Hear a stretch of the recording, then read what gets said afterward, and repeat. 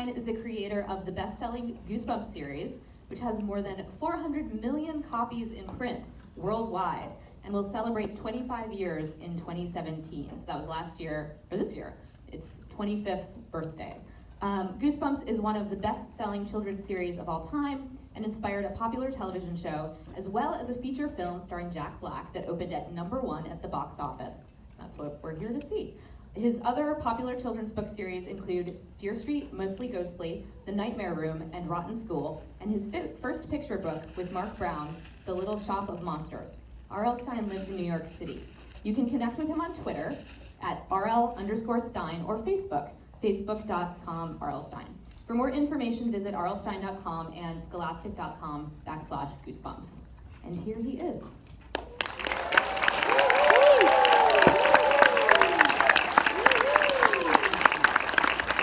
Thank you. Thank you very much. The food smells great. We have water. We have water, delicious water. I don't know. We have 2 glasses of water. Well, I'll tell you why I'm especially glad to be here tonight. This is why I'm especially glad to be here. I did a book signing a couple weeks ago, and a teacher came up to the table, and she said, "Can I have my picture taken with you? The kids all think you're dead." So that's why I'm especially glad to be here tonight. And very much And alive. how nice to see, right. How many of you have ever read a Goosebumps book? Oh man, thank you. 25 years of this stuff, do you believe it? I don't believe it. Do you believe it? No. No, actually I do. How do you feel about that? 25 years older. That was one of my questions. How do you feel about 25 years of Goosebumps? I think I've done every story a human can do. But we keep going. We keep going. I mean, yeah. this is, I feel like, a remarkable thing about you, and I've asked you this. I've interviewed Bob throughout the course of my journalistic life. My first interview with him was in 2012, so that was 5 years ago. And I keep asking you this question, but you keep managing to scare people even after you tell me you don't know, you have no more ideas. So how do you keep doing it? So far no one's noticed. I just keep doing Slappy books. Right? No, you do so many others. Goosebumps Slappy World is our big anniversary series this year. And everyone's getting a copy of Slappy Birthday to You.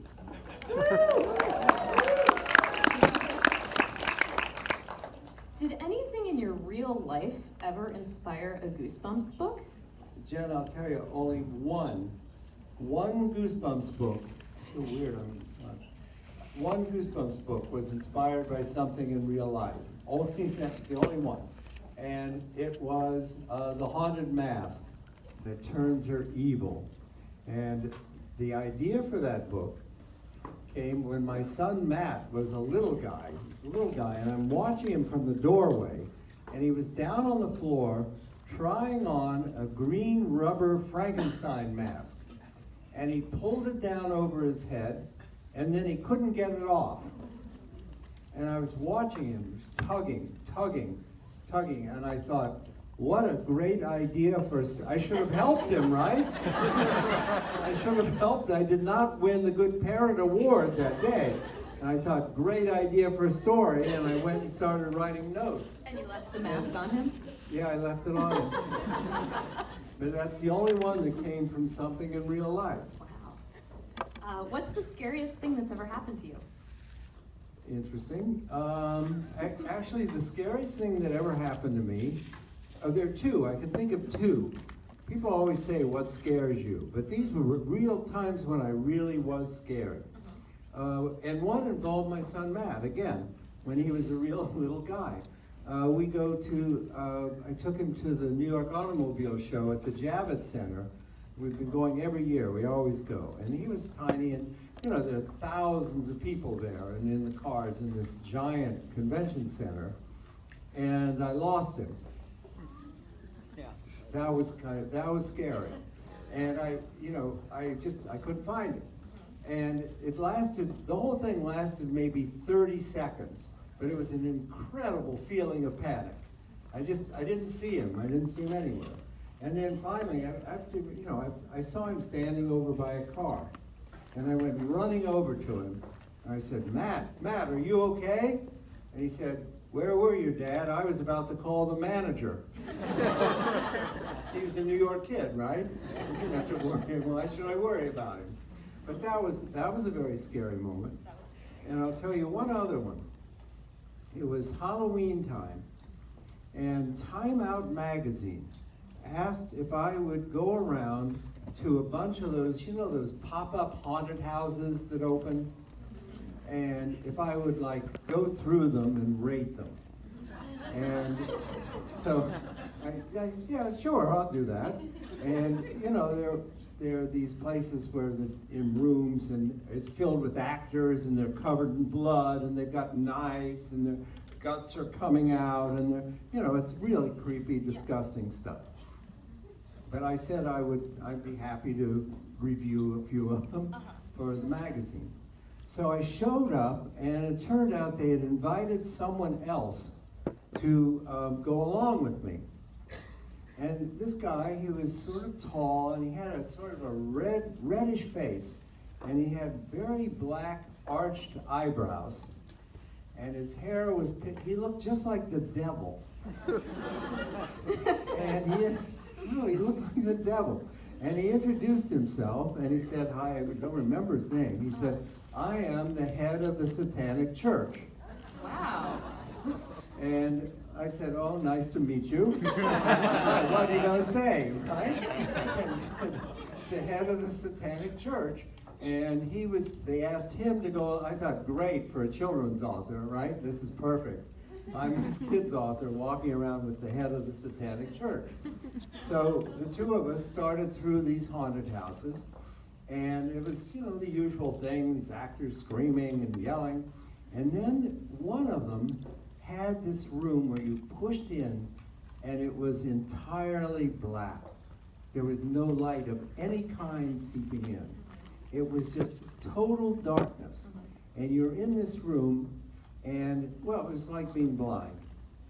Just like being blind. And I didn't know if I could walk forward, or if I would bump into something, or how to get out of it. I was just stuck there, and I just panicked. It was just a really scary moment in this darkness. And then I felt a hand reached out. Oh my gosh. Yes, and took my hand and pulled me out, the head of the Satanic Church. He was such a nice guy. Did you stay in touch? Yeah, I go every Sunday morning. No, we don't. But those were two really scary moments. So I'm curious about this review you wrote for Time Out. What was the scariest haunted house? I don't remember. Yeah. And did they pay you? No. So we're going to watch this movie, Goosebumps, and you are in it, correct? Yeah, I'm like the main character in the movie. It's kind of hard to believe. I know. So how did it feel to be a character in a movie? Well, it's a very strange thing. And of course there were big discussions before they hired Jack on who should play me in the film. And I asked my son Matt, I said, Matt, who do you think should play me in the Goosebumps movie? And he said, Morgan Freeman. I don't know. It wasn't too helpful. Who was your dream you? Well, I didn't really have, I don't know. The whole thing was so strange to me. I put it on Twitter. I'm on Twitter all the time. Yeah. It's a great time waster. And it keeps me from getting my pages written. And I said, they said Jack Black. And I said, what do you think, Jack Black? What do you think? And a lot of people wrote back and they said, oh, he's hilarious. He's wonderful. Oh, your movie will be great. And then a lot of people wrote and said, he sucks. You're doomed. Your movie, you're doomed. It'll be terrible. And then a small group of people wrote back and they said, well, you should play yourself. You should play yourself in the movie. Who knows you better than you? Fair, yeah. So this is a terrible story, by the way. I went to my wife Jane, who's sitting over there, and I said, Jane, a lot of people think I should play myself in the Goosebumps movie. And she said, you're too old to play yourself. How horrible is that? Too old to play yourself, right? And of course she was right. And Hollywood is different. yes. So Jack was terrific. You know, Jack and I are like twins, right? No? Did you get to go on the set and see the movie being made? I went down at the very end. They were shooting in Atlanta, and I went down at the very end to do my little cameo at the end. I told everyone that my cameo at the end was 5 seconds, and it turned out to be only 4. You'll see, it's only, somehow a second got cut out, I don't know. So you'll see it at the end. And so I go down on the last day of shooting, and I have my own trailer. This was great. I mean, I had my own trailer and my own, chair. There was a chair with my name on it for one day. That's amazing. They're movie people are nuts. And they did your makeup? It's crazy.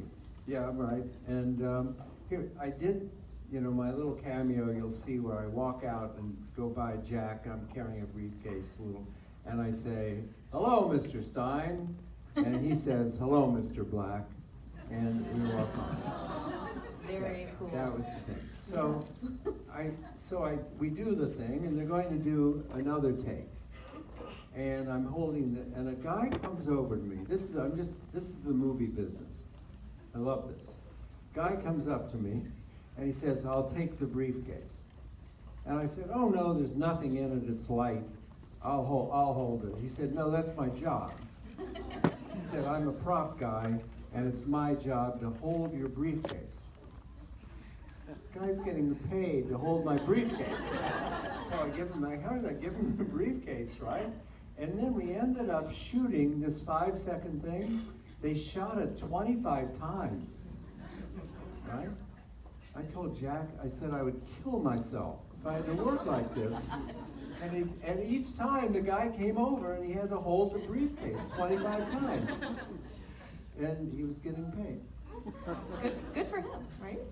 I may never tell that story again, I'm sorry. Obviously, that was not a good story. What was in the briefcase? It was empty. Oh. It was empty. So that was you. Is there anything more? We kind of killed it here. Sorry, No, this is just a practice No, I'm question. sorry. So you met Jack Black. And Yeah, Jack actually came in to meet me during a blizzard the winter before. Right, because he had to learn how to beat you, right? Well, I think he just wanted to look at me. He flew in, and I just wanted to look at me. And actually, I shouldn't tell this story either. He said, Bob, what in the script is true about you? And I said, not a thing. He said, there's not a single thing in it that's true.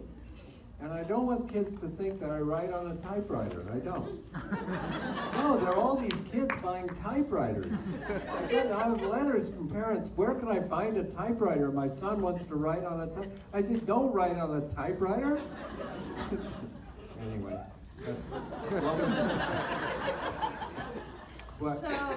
anyway, I said, there's nothing true about it. So he came and he looked at you. Yeah, he said, well, I'm going to play a sinister version of you. Okay. That's what he decided. I'll be a sinister version. And then when it came down to actually filming, he decided to play me as Orson Welles. I don't know why. You'll hear, he has this weird accent. He's like, Did he told you that was what he was doing? No, he just decided to do it. I said, Okay. Jack, I'm from Ohio. I don't sound like that. But it works out. It's very funny. You'll see, I think some of you, I'm sure, have seen the film.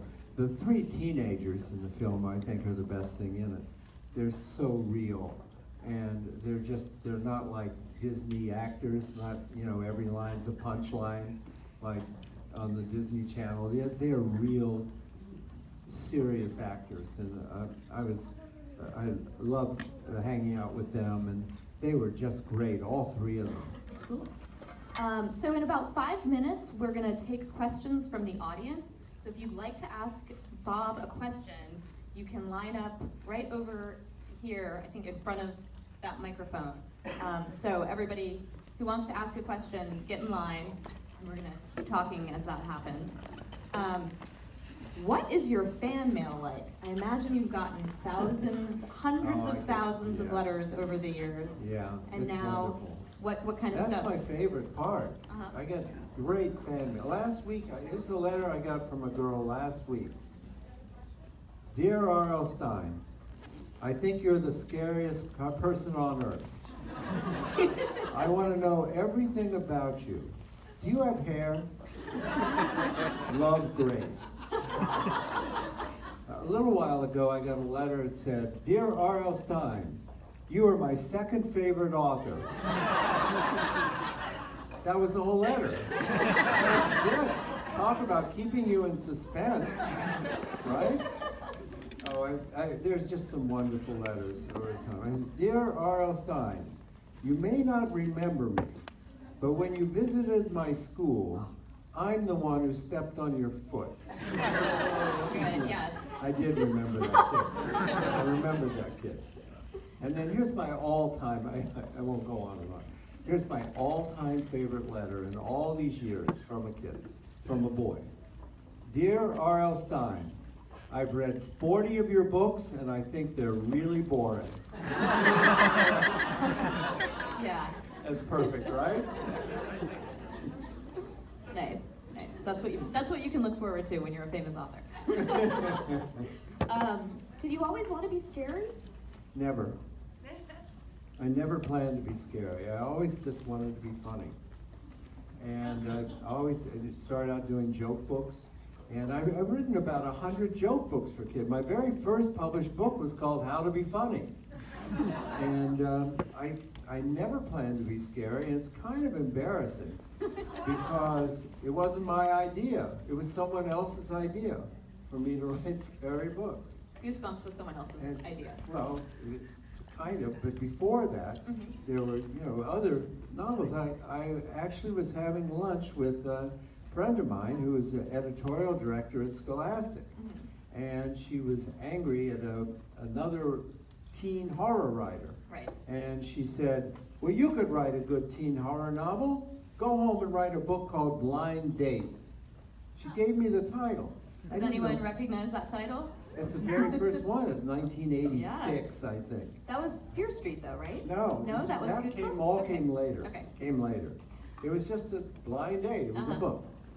It was about a boy named Josh in high school who starts getting calls from a girl saying, Hi, Josh, I'm your blind date. I'm your blind date, Josh. And he tries to find her, and he finds out that she's been dead for 5 years. That was the very first one I wrote. But I didn't know what I was doing. I had no idea what, I wanted to be funny. So I wrote this book, it came out, it was a #1 bestseller. And I thought, wait a minute, forget the funny stuff. Right? Yeah. I've been scary ever since. So I did a bunch of novels, individual novels, including a series about a babysitter called The Babysitter. And then we thought, well, let's try and do a series. So we did Fear Street first, was my very first series. It was teen horror, teens in terror.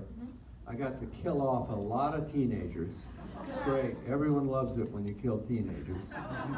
Everyone loves that. And Fear Street came back recently. It's having another... Yeah, we're doing it again, doing some more. Very cool. And then the truth is, once again, I didn't want to do Goosebumps because I thought it would screw up Fear Street, the old ride. And so I fought against it. I didn't want to, that's the kind of businessman I am. I didn't want to do Goosebumps.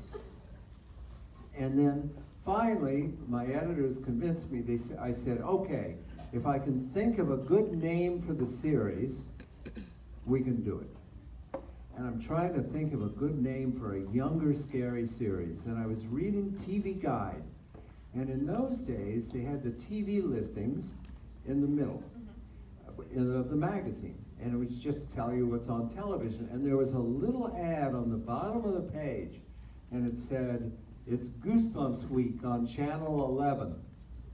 And I just stared at it. I knew Channel 11, perfect. Perfect. Now that's actually where the name Goosebumps came from. Let's Awesome. see what these people want. All right, great. Who has a question? Wrote a scary book that involved food. Can you repeat I that? can almost hear Have you. you ever wrote a scary book that involves food? Have you ever written a scary book that involves food? That involves food? A scary book that involves food. Interesting idea. Thank you for the idea. Listen, I need all the help I can get. What was your favorite book to write? I think my favorite are all the books with Slappy, the evil dummy, because he's so rude and he insults everybody, and I love writing that. So I think that's my favorite. And a really new one that just came out a few months ago called Attack of the Jack, about a jack-o'-lantern that comes to life. And I really like this one because, well, it has a talking cat in it. I don't know how I got away with that, but there's a talking cat in that one, so I like that one a lot. What's the talking cat's name? Celeste. Why did you ask? I just am curious about names What? of talking cats. I'm using it for my book. What do we have? So I was just wondering, if you weren't a writer, what would you be doing? You know, I have no idea, because I started writing when I was 9. I was 9 years old. I was in my room typing all day. I was a weird kid. I just stayed in my room. I don't know why. My mother would stand outside the door and she'd say, "What's wrong with you? Go outside and play. Go outside." And that's the worst advice I ever got in my life, right? Stop typing and go outside. Yeah, stop working. I say, "It's boring out there." Type, type, type, type, type. So it's the only thing I've ever done. What is the inspiration for the character Slappy? I don't really know where Slappy came from. You know, when I always was fascinated by dolls and dummies and puppets. I had marionettes when I was a kid. I think I had a ventriloquist dummy. I just always thought they were interesting. And then later on, I thought they were creepy. That came later. My favorite. Oh, you made my night. A.R.L. Stine, if you ever had a writer's block, how did you solve it, and how long it took? Writer's block. Here's what I do. I never have writer's block because I plan every book before I write it, really completely. I'm giving you a serious answer. I do a chapter by chapter outline of every book I write before I write it. And I sit down. This is what happens in chapter 1. This is how the chapter ends. This is some of the dialogue in chapter 2. This is how and I do the entire book, maybe a 20-page outline for a Goosebumps book. And then I sit down and I list the characters and I write down descriptions of them, what they look like.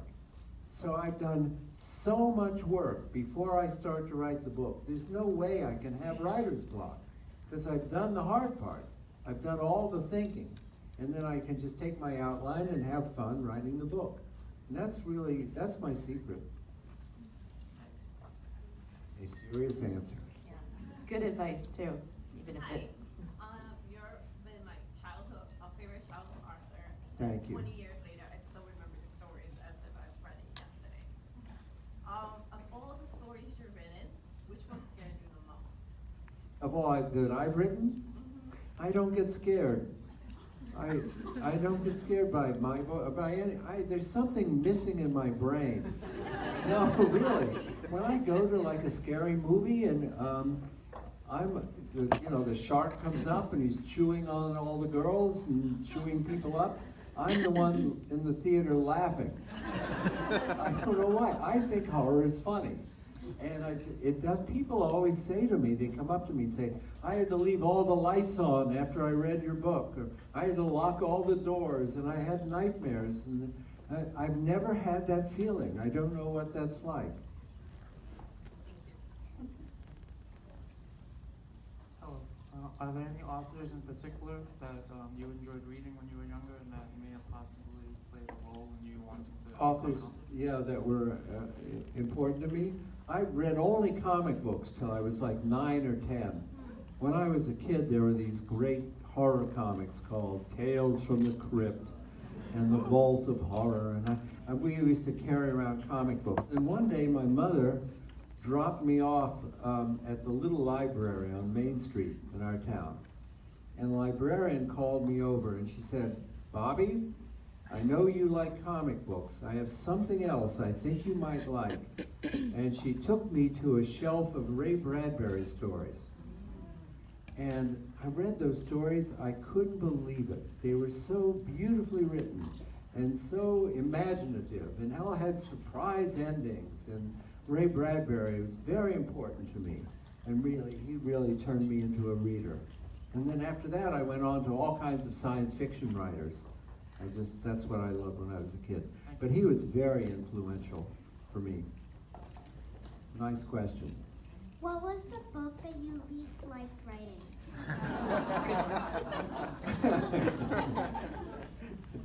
I'm trying to think. There are a few books that I didn't really enjoy, that I had a lot of trouble with, that didn't work out too well. There was one about, I'm trying to think of the name of it. It was about called Klaus, a Goosebumps 2000 book called Klaus. And I don't like cats to begin with, so I'm not a cat person. And I think, I don't know, I just had a lot of trouble. That was one book I had trouble with. Very interesting question. Will there ever be an R-rated Fear Street movie? Why, do you know something? Where did that question, why, would you like an R-rated Fear Street movie?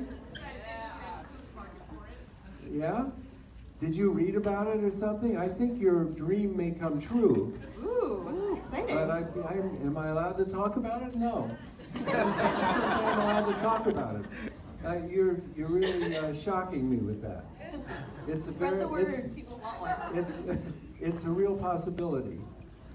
There actually is a deal for Fear Street movies. So. Yeah, I appreciate it. Thanks a lot. In this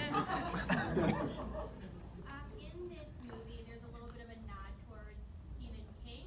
So I was curious if you read King, or if you have like a favorite book of his that you enjoy. I'm a big Stephen King fan. I think he's a wonderful storyteller. And to tell you the honest truth, the jokes in the movie about Stephen King didn't make me happy. But Pet Cemetery, to me, is one of the creepiest books ever written. I love that book, Pet Cemetery. I think I stole that plot 5 times. It's so good, right? And also Misery. That's another real favorite of mine. So, I love a lot of his books. Thank you. You're a child hero of mine. Oh, thank you very much. How many books have you made? Oh, altogether, all the books? I don't know. If I tell you the number, I'll have to go take a nap. Probably about 300 books. I want you to make 400. Now it's getting too nice. Thank you. Thank you. It's getting too nice in here. You're giving me the creeps. You like the holiday Halloween? I hate Halloween. I love Halloween. I'm so happy it's coming up. That's my time of year. Thank you very much. Thank you. Really enjoyed talking with all of you. Thank you.